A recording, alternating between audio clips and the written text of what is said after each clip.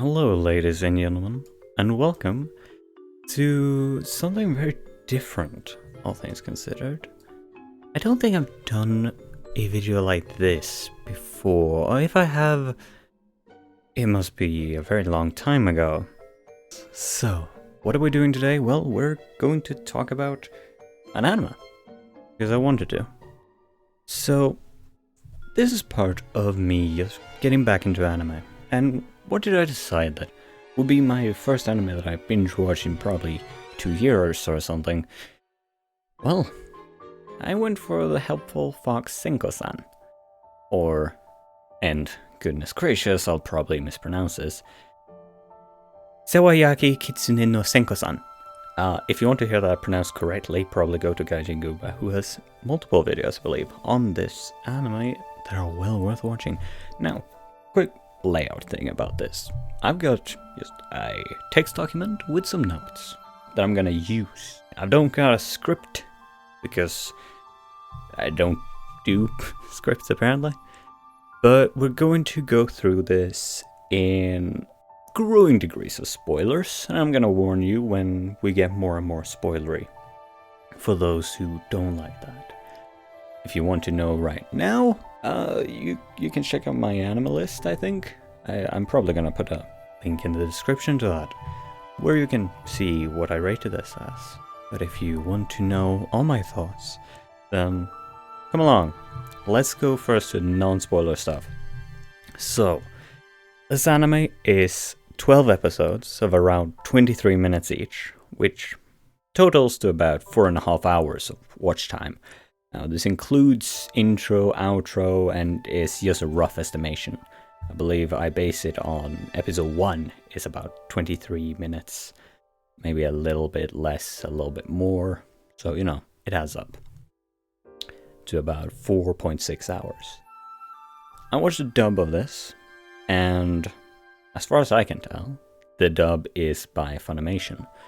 And in case you wonder what voice actors that amounts to, for those of you who know people, the characters I care about, and you'll know later when we get a bit further why these are the ones that I care about. We got Christine Sutton as Shiro, Arden Devu as Kojin, and I guess we got Christine McGuire as Senko and Aaron Campbell as Nagano. And I'm sorry if I mispronounced any of these names. I'm sorry. But this is very off the cuff. So, I'll tell you more about why those are the characters that I really care about, the first two later. For now, I can say that I enjoyed it. I enjoyed the performances. They were good. Nagano feels like I've heard him before. Pretty much, I recognize this is male anime guy. But, that's what comes with watching stuff as dubbed. And it just comes from, I like to do multiple things at once. I don't just want to watch anime. I want to do other things at the same time. And then sub is not exactly well suited for that. Now we get to the light spoiler part. I'm gonna talk a little bit about first episode a bit further in, but this is more a synopsis state than I'm gonna tell you what happens. So, this anime has a very clear audience insight. They very much intend this for overworked people who live alone, who are just depressed or feeling very down, is what I'd say this anime is. What this anime is intended for as an audience. This is the people they aim for, and I like to think that they probably have a big audience in, hopefully, because it's a feel-good show, and hopefully gives people an escape. An excellent example of this self-insert thing, aside from the fact that Nagano, from all I can tell, is a very good insert. He's overworked, he works a middle area job by the looks of it. Seems to be the guy on the office that everyone relies on, but he's there to earn a living. That's pretty much it. But a perfect example of where they further this beyond just being a self-insert, you have the post-outro scenes, which are usually super Senko time, which I'll get into later, where this is broken up when we get a little bit milder into spoilers. But basically, what these Super Senko times are made up of is POV of someone experiencing something usually related to the episode. So there's one episode where our main character, Nagano, gets his ears cleaned after a bath. And the Super Senko time is a POV of getting your ears cleaned. There's a later one where you're out walking. They very much intend that you self-project into this, and the fact that they don't use any specific names, they say you, at least in the English dub. I don't know how the Japanese is, but presumably it's the same sort of thing. It is insert yourself. Another wonderful thing in this anime that I noticed is that the animators are really good at one particular thing, and that is animating fluffy things. There's a very heavy focus on Senko's tail being a very fluffy thing, and our main character being very pure, so to speak, very, if I'm to take a word from the recent VTuber craze, it's very say-so. He does not care for sexual stuff. He is obsessed with fluff and soft. And damn, they're good. As someone who has two very fluffy cats, I can say that they excel at it. There's a scene where we also get to see a cat at the same time as we see Senko, and they did not just do it for her tail. They clearly know how to do this stuff. It's wonderful. The studio, based on my anime list, is apparently Doga Kobo. Sorry if I mispronounced that again. But having mentioned all this stuff about Super Senko time, about,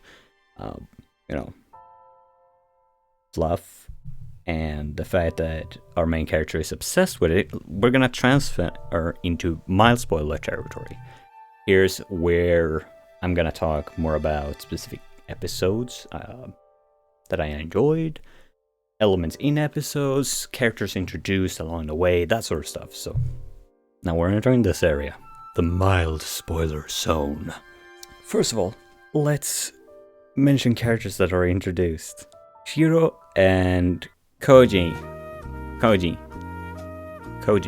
Oh, goodness gracious, I'm looking this up now. Koenji. Okay, finally found it. That's going in bloopers. Okay, so Koenji x Shiro. Darn, I already spoiled it. Alright, so here's the thing. Throughout the show, we're introduced with a few extra characters. Namely, I believe... No, yeah, for sure. Koenji is introduced in episode 3. She is the neighbor of our main character and Senko, and a college student who also draws manga. She seems to mostly be here to add a little bit extra and be a way to bounce off. Later on, she also plays a part in some respect. I'm not gonna go in too much detail. I'd probably make something separate for that. I don't have a lot of notes on this, but Wendy, delightful character, love her, she's a lot of fun. Though later, we also get introduced Shiro, another fox spirit, who I just ship her with Koenji, okay? And I'm not alone. This ship is adorable, and I just love him. We at multiple times see Shiro and Wendy just hang out, and it's great. I don't care if it's romantic or just being lovely roommates. I want them to be really happy together. Probably we'll see Shiro just become sad when she dies.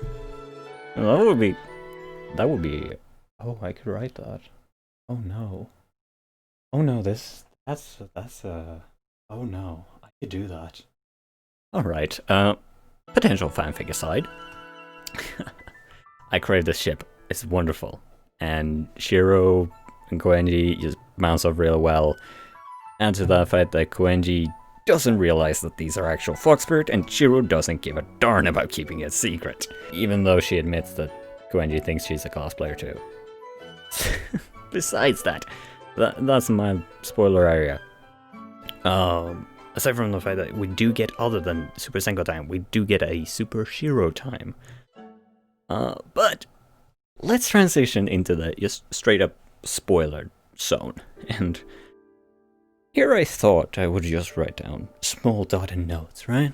I would think this is just gonna be me randomly dotting stuff down and then going nuts on it, but instead, I ended up writing far more than I would have expected. So, let's go into the big spoiler stuff. Senko is pretty much just a delight to watch. How I watched it, I didn't pay much attention to the background themes going on, though I did notice them. It was definitely something that was more ambience, and I'd have paid more attention if I was solely watching the anime. As I mentioned before, I multitask this stuff. I watch the anime and I do something else, usually playing a game.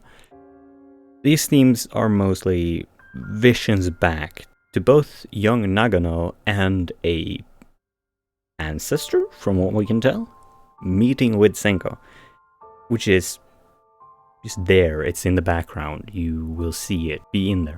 All these themes lead up to the last 2 episodes, which is where I was caught wondering. This show is very much a positive self-insert thing. You're meant to invest in this and feel safe. You're meant to feel, this could be me. Which means when they start to make it feel like they might have to split up, and Senko can't stay there, it felt weird. They can't end it sorrowfully, right? I thought maybe they could do it bittersweet. Senko has to leave physically, but she's always going to be there looking over. But what they instead did was a path that I really enjoy. I really like the way they pulled this off. So, it is an immortal choosing to live with a mortal, already knowing the pain that that will lead to. So, to set up how this goes, Nagano is removed from this picture. He's called up by his mother, telling him that his father is in the hospital. This causes him to have to travel to, presumably, their part of the country. In this, Senko is left alone, though with a phone that can call up and receive calls from Nagano. She does, though, decide to leave the apartment.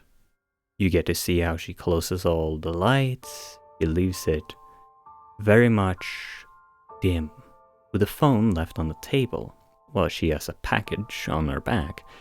We get to see her interact with our dear neighbor, but she neither tells the audience nor the neighbor what she's going to do.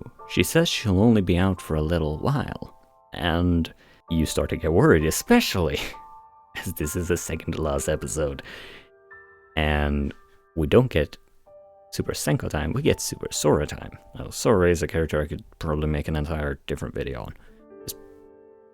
I could make an addendum video to this whole thing, but oh well, it makes us worry about what's going to happen.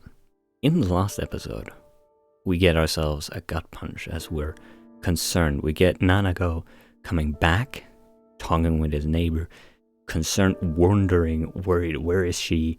Is she alright? She's been gone for a day. And it takes a while before we see Senko is just with other spirits. She's just getting stuff. She then talks to Sora, and they go over that fact that she has already experienced the pain of losing a mortal. This is where we get such a wonderful thing where Senko still chooses. I know this is gonna happen, but I still gotta pepper him. So lovely. The final scene is just a delight. You get blossoming trees. I'd say experience it for yourself because it is delightful. Or find it online. It's wonderful.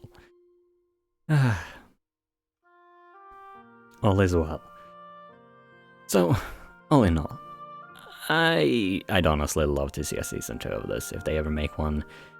It was a good thing to just enjoy the ride for.